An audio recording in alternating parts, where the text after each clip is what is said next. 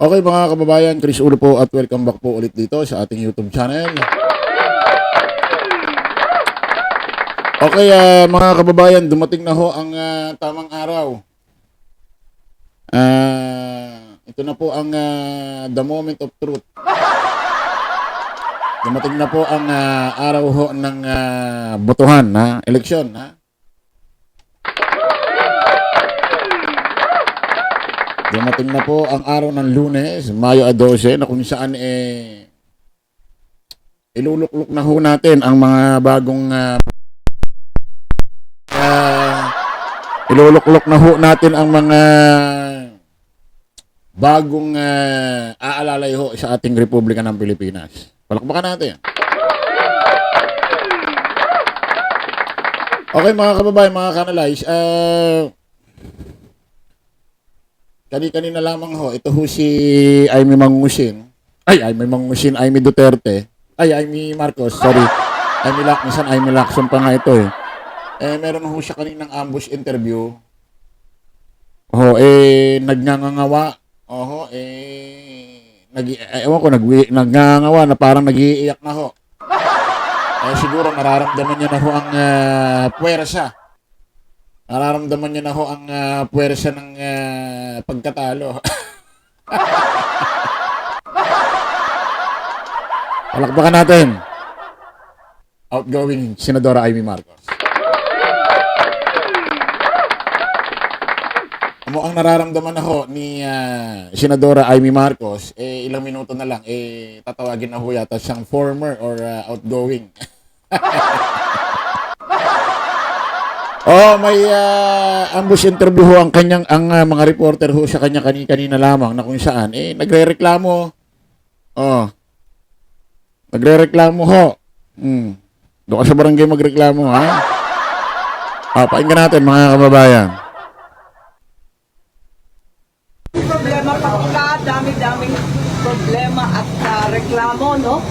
Kaninang umaga pa, nakakanggap ko mula sa iba't lugar ang reklamo tungkol sa allegedly programmed machines na kahit sino ang iboto mo ang lumalabas apalos na minsan hindi nagre-rehistro ng sino mang senador.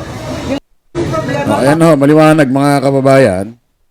Si outgoing malapit na. Senadora Aimee Marcos may reklamo kahit sino rong iboto, si ron lumalabas, si dating DLG, dating mayor ho ng Mandaluyong, Benhur Abalos. Sabi niya, yun na sabi niya, pero wala hong nakaakibat ho na documents or wala hong nakaakibat ho, wala hong nakasuporta ho sa sinasabi niya na kahit anong ebidensya Laway lang ang puhunan hindi natin alam kung saan niya nasagap yan. O pwede bang kahit sino na lang iboto, Benhur Abalos ang lalabas, di ibig sabihin walang makukuha kahit sinong boto dyan. Ultimo yung mga kasamahan niya sa alyansa ng Bagong Pilipinas. Ibig sabihin puro Abalos pa rin. Grabe. Alam niyo mga kababayan, kadalasan, yung ganitong iyaking, ganitong reklamo, ganitong nagbububunga nga na, ito may nararamdaman ng parating na masakit na katotohanan. Siguro may nararamdaman ng may nababalitaan na to na yung boto niya, Luzon, Visayas, Mindanao, maliit. Kasi kung ito, mananalo to, kung maraming nakukuha ang boto to, hindi magre-reklamo sa COMELEC to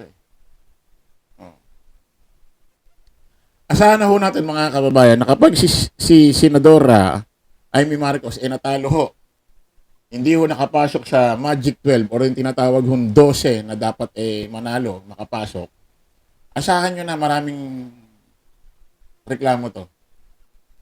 Kumbaga sa sugal, kumbaga sa basketball, at kung saang sports, nadaya.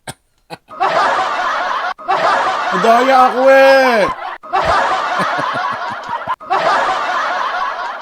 Malamang may nararamdaman ng puwersa to.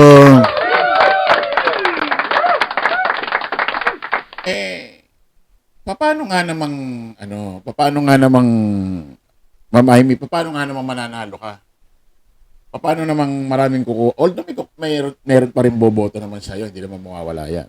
Pero, paano ka naman makakakuha ng malaking volume ng boto or porsyento ng boto o bilang ng boto na kung saan mailuluklok ka or may stay ka dyan sa pagkasenador mo, maraming may ayaw na sa'yo, ma'am. Ayaw sa'yo ng pula, loyalista. Kakamping dilaw, ayaw sa'yo. Ayaw rin sa'yo ng mga tangang didishit. Isipin mo, ma'am, tanga na lang, ayaw pa sa'yo. Tapos, ang sisisihin mo si dating dating mayor ng Mandaluyong, Benar Abalos. Yun ang sisisihin mo. Baka naman kaya lumalabas pangalan ni Secretary Benhar Abalos. Talagang siya naman ang binoboto. Maraming may gusto dyan wala kang ibang sisisihin mo si Sir Benhar Abalos. Grabe ka. Grabe ka naman. Para ka naman. Di ba Pakinggan ulit natin itong sinabi niya. Dami-daming problema at reklamo, no? Kaninang umaga pa, natatanggap ko mula sa iba't lugar ang reklamo tungkol sa allegedly programmed machines na kahit sino ang iboto mo ang lumalabas Abalos na minsan hindi nagre-rehistro. Sipin mo kahit sino raw iboto, Abalos lumalabas.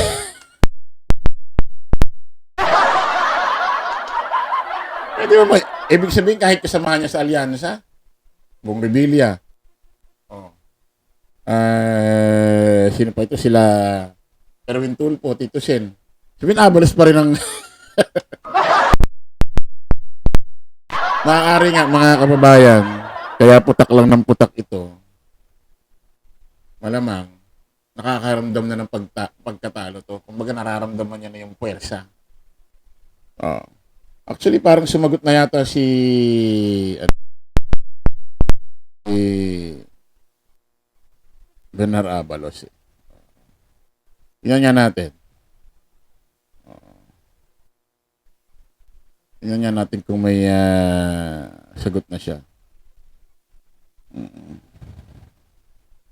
Alam ko may sagot na siya wala na yata rito. Meron dito, bagong may nag-post dito, Bless B Philippines, nangunguna raw si Benhar Abalos ngayon. Ayan. Kaya minsan yung mga survey, hindi ako naniniwala din dyan Lalo na may kumakalat daw yung mga naglalabas na mga ratings or survey, mga company, nababayaran daw. Sana nga manalo si Benar Abalos kasi mga kababayan. Isa to sa merong dahilan, rason, may karapatan talagang manalo, makapasok dyan sa Senado. Grabe achievement nito nung nakaupo sa DILG. Daming achievement niya. Sa tulong din siyempre ng hinahawakan niyang Philippine National Police. Kasi siya mas mataas doon siya humahawak ng PNP. Nung naging mayor siya ng Mandaluyong, grabe ang ginawa niyang rehabilitation doon sa lugar lungsod na yon. Grabe. Tapos, ang dami niya, may mga pinagawa pa siyang center doon para sa mga special child. Na kapag naging senador siya, isa yun sa mga priority niya, dumami pa ang mga therapy school dito sa Pilipinas. Baka isulong niya magpondo ang Pilipinas dyan. Kaya ito si Sir Benhar Abalos, pag ito hindi nakapasok, para tayong nagtampo sa bigas. May karapatan talaga makapasok, manalo ito sa Senado, mga kababayan. Kailangan natin ng ganitong klaseng tao. Kailangan natin ng isang Benhar Abalos. Maraming magagawa sa Pilipinas ito, mga kababayan. Tao naman talaga, di ba? Siyempre, sa mga DDC, hindi mo tinong tao si Benar Abalos. Nakakulong si Kibuloy sa panahon niya eh. Kaya, ganoon lang yun. Pero kung sa matinong pag-iisip ka, sa matinong daan ka na, sa maayos kang pag-iisip, dapat palakpakan to. Ang ganda ng mga ginawa niya nung nasa DILG siya. Ang dami niyang achievement. Especially, nahuli si Alice Guo, Kibuloy. At iba't iba pang, yung nahuling maraming, yung droga sa Batangas. Diba? O, dapat talaga iboto to. Dapat talagang iboto, manalo, makapasok sa Senado si dating sekretary, dating mayor ng Mandaluyong, Benar Abalos, mga kababayan. Kita-kita ulit tayo sa panibagong vlog. Bye-bye po.